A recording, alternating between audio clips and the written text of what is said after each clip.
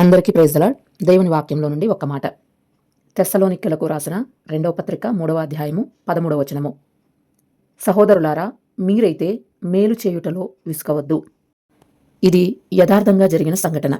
Accident కావడంతో ఒక కుర్రవాడిని ప్రాణాపాయ స్థితిలో హాస్పిటల్లో జాయిన్ చేశారు. ఆపరేషన్ చేస్తే కానీ ఆ కుర్రవాడు బ్రతికే అవకాశం లేదు. తీరా చూస్తే ఆపరేషన్ చేయవలసిన డాక్టర్ గారు అక్కడ లేరు. డాక్టర్ గారికి ఫోన్ చెయ్యండి అని ఆ కుర్రవాని యొక్క తండ్రి టెన్షన్ పడుతున్నాడు, తల్లడిల్లిపోతున్నాడు. ఈలోపు హాస్పిటల్ సిబ్బంది డాక్టర్ గారికి ఫోన్ చేశారు. కానీ ఆయన ఇంకా హాస్పిటల్కి రాలేదు. ఆ కుర్రవాడి యొక్క తండ్రి టెన్షన్ పడిపోతూ, డాక్టర్ గారు ఎక్కడా? ఎందుకు ఇంకా రాలేదు? ఆయన ఉన్నది వైద్యం చేయడానికే కదా, ఎందుకు ఇంత ఆలస్యం చేస్తున్నారు అని తన కొడుకు మీద ఉన్న ప్రేమను బట్టి డాక్టర్ గారిని తప్పుపడుతూ అరుస్తూ కేకలు వేస్తూ ఉన్నాడు. ఈలోపు డాక్టర్ గారు పరుగు పరుగున హాస్పిటల్కి వచ్చాడు. ఆయన రాగానే ఆ కుర్రవాడి తండ్రి, ఏంటండి ఇంత ఆలస్యంగా వచ్చారు? నా కుమారుడు ప్రాణాపాయ స్థితిలో ఉన్నాడు. మీకు ఫోన్ చేస్తే ప్రతిస్పందన లేకుండా ఇంత నిర్లక్ష్యం ఏంటండి? ఇంత ఆలస్యంగా వస్తారా అని డాక్టర్ గారిని చెడామడా తిట్టేశాడు. అప్పుడు ఆ డాక్టర్ గారు, అయ్యా, కొంచెం ప్రశాంతంగా ఉండండి, మీ అబ్బాయికి ఏమీ కాదు, నేను చేయవలసిన ఆపరేషన్ చేస్తాను అని చెప్పాడు. ఏంటండి ప్రశాంతంగా ఉండేది?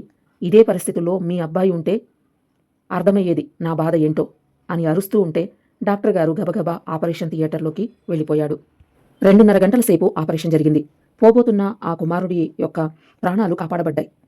ప్రాణాపాయ స్థితిలో నుండి ఆ కుర్రవాడిని బ్రతికించారు. ఆ డాక్టర్ గారు ఆపరేషన్ థియేటర్ నుండి బయటికి వచ్చి, మీ అబ్బాయికి ఆపరేషన్ చేయడం అయిపోయింది అని చెప్పి గబగబా వెళ్ళిపోతుంటే ఆ తండ్రి, ఏం డాక్టర్వయ్యా నువ్వు? కనీసము ఆపరేషన్ ఎలా జరిగింది, నా కుమారుని యొక్క కండిషన్ ఎలా ఉంది, ఆ తరువాత తీసుకోవాల్సిన జాగ్రత్తలు ఏమిటి అని చెప్పకుండానే వెళ్ళిపోతావేంటి అని గట్టిగా అరుస్తూ ఉంటే, మీ అబ్బాయి బాగున్నాడు, క్షేమంగా ఉన్నాడు అని చెప్పి అక్కడ నుండి డాక్టర్ గారు వెళ్ళిపోయారు.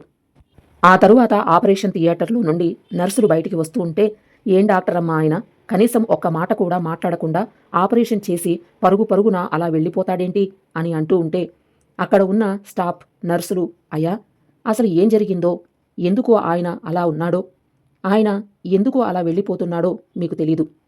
ఆయన కుమారునికి ఈరోజు ఉదయం యాక్సిడెంట్ అయ్యింది. మనం ఫోన్ చేస్తున్నప్పుడు ఆయన కుమారుడు తన కళ్ళ ముందే చనిపోయాడు.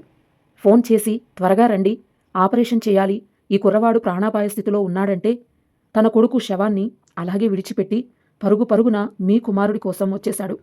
ఆపరేషన్ చేస్తున్నంతసేపు లోపల తన దుఃఖాన్ని దిగమింగుకుంటూ కన్నీళ్లు అదుపు చేసుకుంటూ మీ కుమారుడిని బ్రతికించాడు.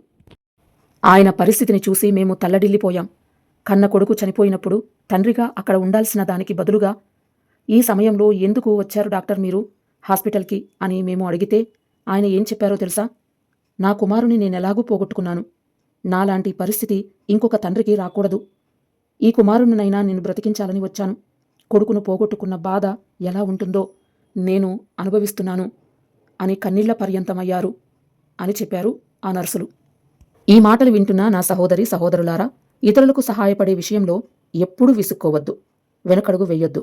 ఎందుకంటే మీరు చేసే చిన్న సహాయమైనా సరే ఒక కుటుంబాన్ని నిలవబెడుతుంది. ఉదాహరణకు, బైబిల్ పట్టుకొని మనం ఇతరులకి వాక్యం చెప్పలేకపోవచ్చు, మీరు ప్రాణాలు కాపాడే డాక్టర్ కాకపోవచ్చు, కానీ మీకున్న దానిలోనే బీదలకు చేయగలిగిన సహాయము చేసే ప్రయత్నం చేయండి. మీ శత్రువైనా సరే మీ సహాయాన్ని కోరినప్పుడు మనస్ఫూర్తిగా ఆ వ్యక్తికి సహాయపడండి. ఆ సహాయం మీ శత్రువైన వ్యక్తిలో గొప్ప మార్పును తీసుకొస్తుంది. మీ శత్రువు కూడా మిమ్మల్ని చూసినప్పుడు తనలో కూడా మార్పు వస్తుంది. మీరు నిస్సహాయ స్థితిలో ఉన్నవారికి సహాయం చేస్తున్నప్పుడు దేవుడు ఎంతగానో సంతోషిస్తాడు. కనీసం ఈ రోజు నుండైనా మీరు చేయగలిగిన సహాయం ఇతరులకు చేయండి. కీడు చేయుట మాని ఇతరులకు మేలు చేయడం మంచిది. ఆమేన్. Praise the lord.